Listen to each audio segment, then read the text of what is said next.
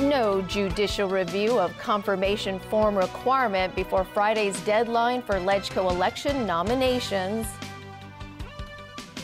Japan plans a $260 billion economic stimulus package. All in favor of the motion, say aye. Opposed, no. The ayes have it. And Hillary Clinton now officially the Democratic Party's presidential nominee.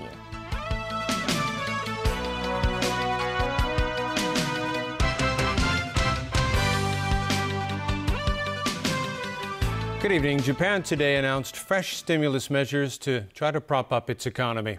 The package is worth more than 28 trillion yen, or $265 billion. Today's announcement by Prime Minister Shinzo Abe came earlier than expected, and the price tag exceeds initial estimates of 20 trillion yen. As part of the plan, the government wants to raise the minimum wage to help boost consumer spending. Among the Prime Minister's other proposals, higher pay for childcare and elderly care workers, introducing needs-based scholarships for university students, and lowering the number of years workers need to be employed to earn pensions. The stimulus package now puts pressure on the Bank of Japan to match it with additional monetary easing later this week. Critics say the government failed to point out how it would finance the plan. The world's third largest economy has stagnated for years, and Abe's policies have so far failed to bring about a sustained recovery. Japanese police searched the home today of the suspect in yesterday's mass stabbing spree that left 19 people dead at a facility for the mentally disabled. The suspect, 26-year-old Satoshi Uematsu, smiled as he was transferred from a police station to the prosecutor's office in Yokohama earlier in the day. Nearly a third of the approximately 150 patients at the facility were killed or injured. Uematsu turned himself into the police about 2 hours after the pre-dawn attack. He had worked at the facility until February. He quit after being confronted about a letter he sent to Parliament outlining a bloody plan to attack facilities for the handicapped, saying all disabled people should be killed. Authorities in Bangladesh say they've killed 9 militants before the terror suspects carried out a major attack in the capital, Dhaka.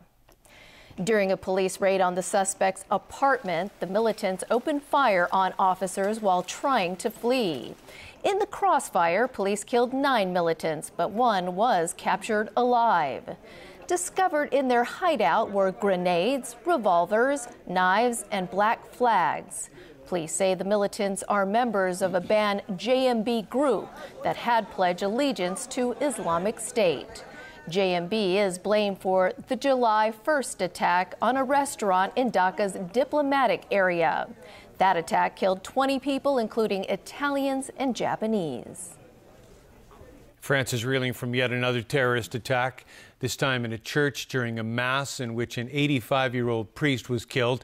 The murder was made even more shocking with the revelation that one of the attackers was a known would-be jihadist, supposedly under tight surveillance. Islamic State claimed responsibility for the attack. Alan Booknia reports. 2 knife-wielding men walked into a church during morning mass in a working-class town northwest of Paris. 85-year-old parish priest, Father Jacques Hamel, was leading prayers. Witnesses say the attackers forced him to his knees, then slit his throat as he tried to defend himself. 3 other worshippers were being held hostage. One of them was badly wounded. The attackers were shot dead by police as they tried to use the hostages as human shields. L'un des 2 auteurs a été formellement identifié. Paris prosecutor François Molin said one of the attackers, 19-year-old Adèle Kermiche, was wearing an electronic surveillance bracelet after being identified as a would-be jihadist who had tried to travel to Syria twice last year using family members' documents. He was put under house arrest with the bracelet, but a judge overruled prosecutors, and Kermiche was allowed to deactivate the bracelet for a few hours every morning. Those hours correspond with the time of yesterday's attack. A neighbor of the attacker said when he heard about the killing, he knew immediately it was Kermish. Je l'ai vu samedi en plus. He said Kermish talked of trying to go to Syria to fight. Kermish had grown up in the town, and his neighbor said he tried to indoctrinate his fellow teenagers, calling France a land of unbelievers. Française, Français, un prêtre. French President François Hollande said his country is waging war against extremists, saying the attack was profane to the Republic. Pope Francis sent a telegram to the Archbishop of Rouen, calling the killing barbaric.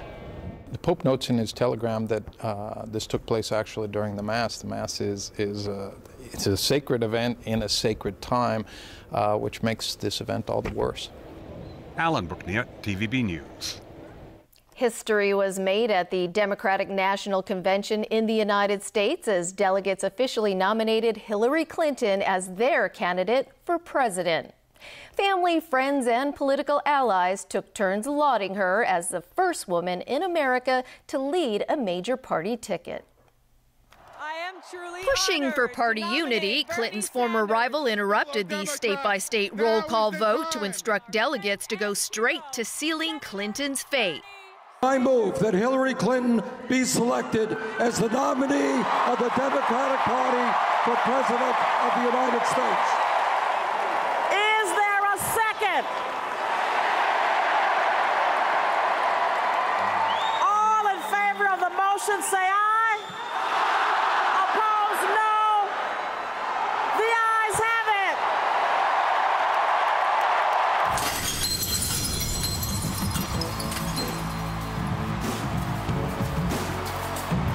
And I can't believe we just put the biggest crack in that glass ceiling yet. Thank you all. I can't wait to join you in Philadelphia. Thank you. Still angry over emails released by WikiLeaks showing the Democratic Party actively conspired to discredit Sanders, his loyalists staged a walkout, swearing never to vote for Clinton. We don't think she really believes in a true democracy. You count every vote in every state and you make sure they all have every right to vote in every single way. She doesn't care about that. Back inside, celebrities fervently express it's time for a woman to lead the country. We got some fight left in us, don't we? As Hillary Clinton will be our first woman president. We're proud to say, we're with Hillary. Another powerful woman gave Clinton a powerful endorsement. At the age of 11, I sailed past the Statue of Liberty and started my life in the world's greatest democracy. I am so grateful to our country, and I am supporting Hillary Clinton because I love it. The day's event closed with a passionate plea by Bill Clinton to make his wife America's 45th president. The reason you should elect her is that in the greatest country on earth, we have always been about tomorrow. Your children and grandchildren will bless you forever if you do. God bless you. Thank you. In local news, the Link REIT has no plans to lower the rent for its tenants and has not discussed with the government any buyback of malls or markets. That's according to executives of the Real Estate Investment Trust at its annual general meeting today. Protesters demanding a rent cut scuffled with security guards outside. More details from Caleb Lung. The Link REIT held its annual general meeting this morning, and protesters voiced their displeasure over the Property Investment Trust's ever-continuing rent hike. They said rent increases have led to a high vacancy rate at malls and wet markets and demanded that the government buy back properties from the Link REIT. Some of them scuffled with security guards. Meanwhile, demonstrators who entered the meeting as shareholders were asked to leave. A concerned group says the government has no intention of changing the current situation, despite its recent meeting with the management of the Link REIT.